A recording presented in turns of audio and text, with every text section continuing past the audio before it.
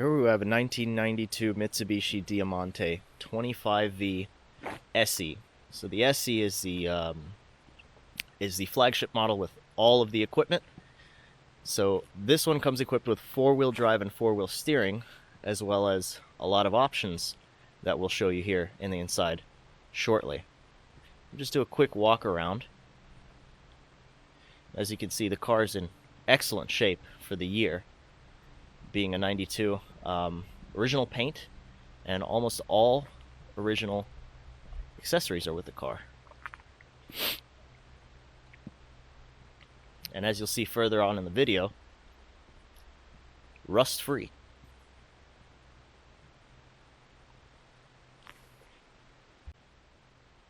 Being that this is a slightly older car, you'll notice that there are some blemishes on the upward-facing panels, especially the hood and the trunk area, which seems to be a little bit of etching and some marks. Here's some of the marks on the trunk. We will also include some detailed photos if you're interested in the car, so you can see a little bit better the blemishes. But overall paint condition on the car is excellent. There are, again, like some tiny marks here you'll see on the side, but overall pretty good for original condition. So the SE model also came with a 2.5 liter V6, 177 horsepower and 222 pound-feet of torque, and this powers the four-wheel drive system, a full-time four-wheel drive system.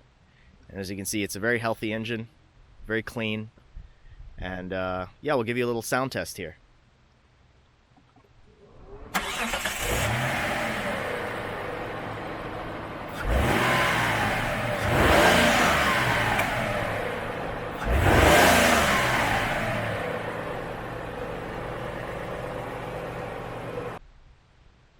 The car also has a bunch of 90s electronics that you'll see that are not very common on cars anymore, such as the electric folding antenna.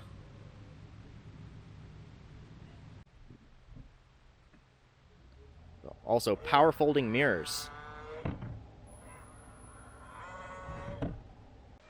Moving on to the interior, you can see that it is very, very clean.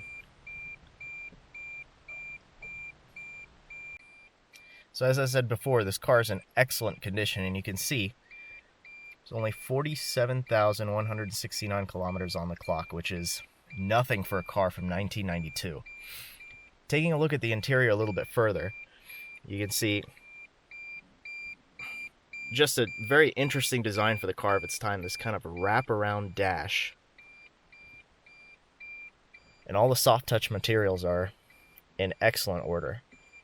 You can also see here that it does have power windows on all four windows, power locks, window locks, and the buttons for the electric adjusting mirrors and the power folding mirrors.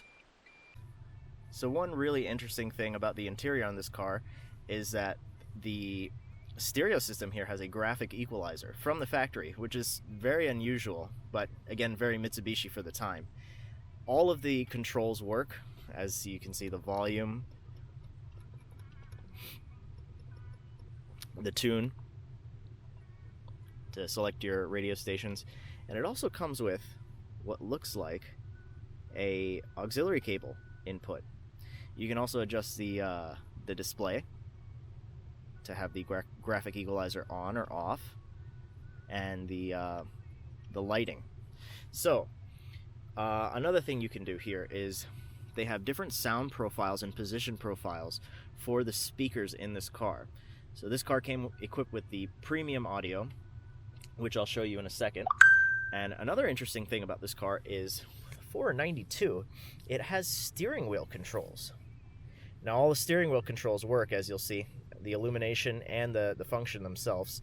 So we'll bump the volume up, volume will come back down, and then we'll mute as well.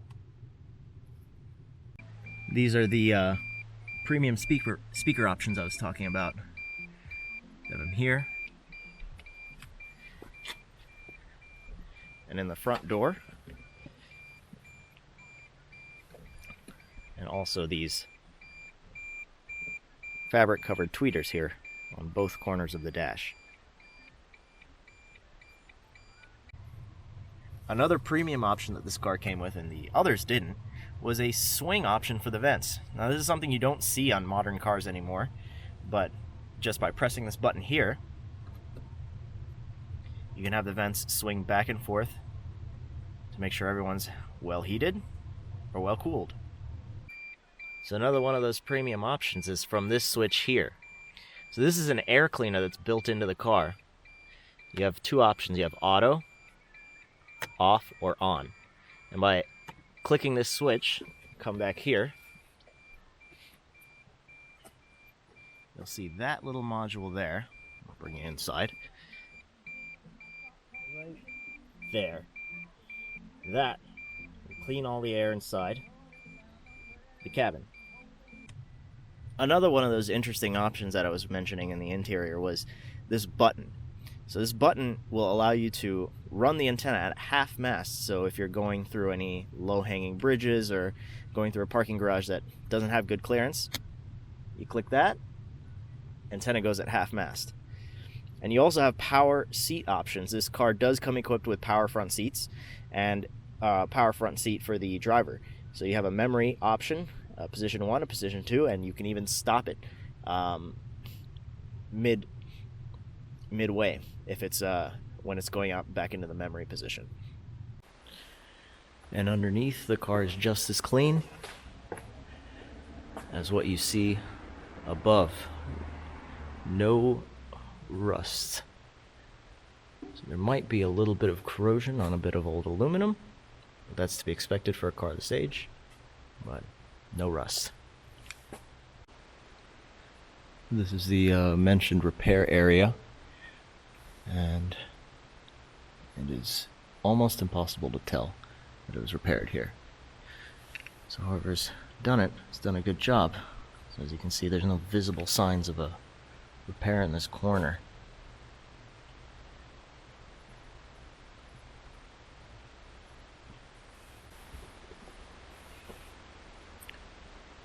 Even when looking from up top, you can see that the repair was done very well. Almost no signs of a repair.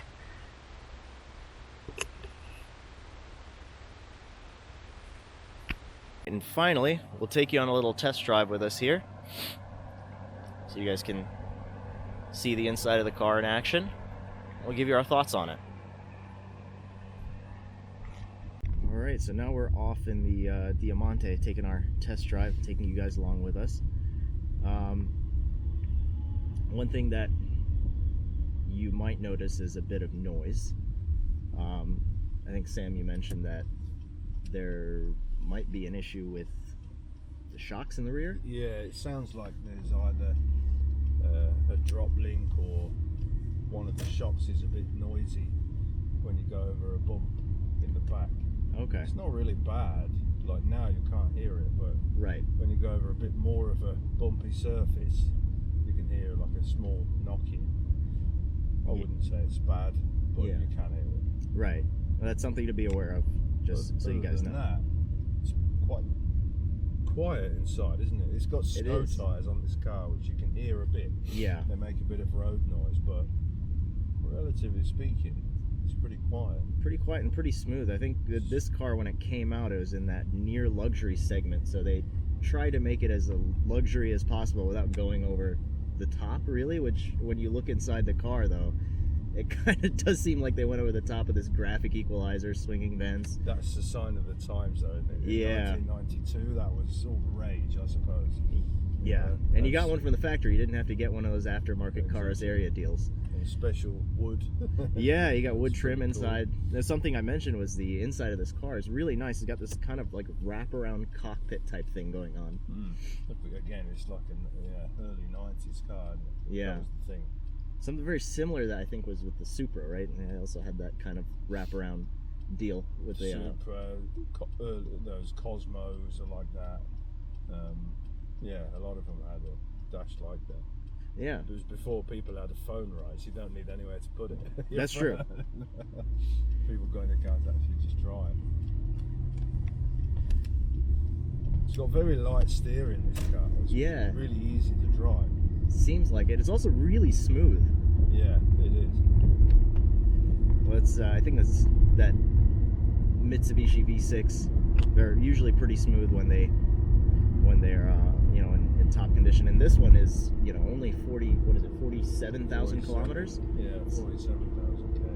Nothing for a car from '92. So I think 2022 is when it turned 30, right? Indeed. Yeah. So it's 23 then, yeah? 33 then. Yeah. I mean, not bad for a car that's that old. When you think about it like that. Yeah, I mean, it's really not bad. Pretty good.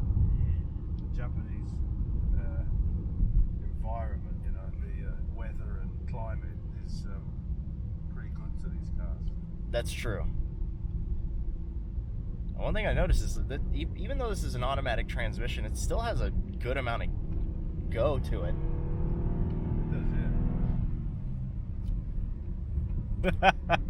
It still kind of handles pretty good, even though it's got snow tires on. Yeah. One thing I did notice was I think this car did have some Tane springs in it. I noticed some green springs. Yeah, I think that's right. So that might be helping the situation. But other than that, it does stick on the road. Yeah, but other than that, the car is pretty much all original.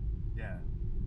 You know, you don't get stuff like that in other countries, I think. This is a very uniquely Japanese thing. You'll find a car that's like very, very original, very low case. It's been owned by an older guy, right? He's put these doilies on it. It's even got these armrests. Oh, very comfortable. Yeah, these armrests. Excellent. It is relaxing to drive it because it's kind of pretty big, even though like I'm bigger than a normal Japanese person generally would be. There's still plenty of room in here. I think I can go back on that. I'll fall back there. I'm just under 6 foot, not quite 6 foot. Yeah, and these are the doilies he was talking about here. they're on every. Or lace covers. Yeah, I'm not sure exactly what you call it, but yeah, it's a fashion for older guys to put them on their cars to show that they're nice and clean inside, and then they generally are the kind of people who look after their cars. So that's a good sign. They like taking them for servicing and all that kind of thing. This one does feel like that. This one feels like it's been taken care of really well. Probably like the guy who got too old and can't drive anymore and just parked it. That's what's happened. I feel like that happens a lot. It does, I think.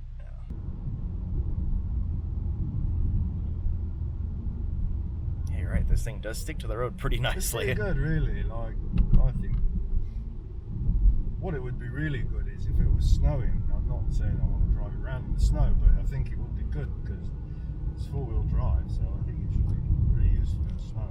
Yeah. That's why they make so many sedan-type cars like this four-wheel drive in Japan, because there is a lot of snow in certain areas. That's true, especially here. It can snow around here, but here it does get snow, but it's not as bad as, say, like if you live in Nagano or out on the west coast, Kanazawa or somewhere, that snows heavily there, you know, for two months or something like that. And if you don't have a four-wheel drive car, you're not going anywhere. Simple as that.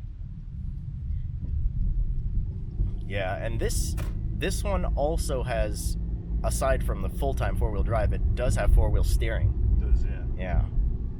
So that also contributes to like kind of how sharp this car feels around some corners.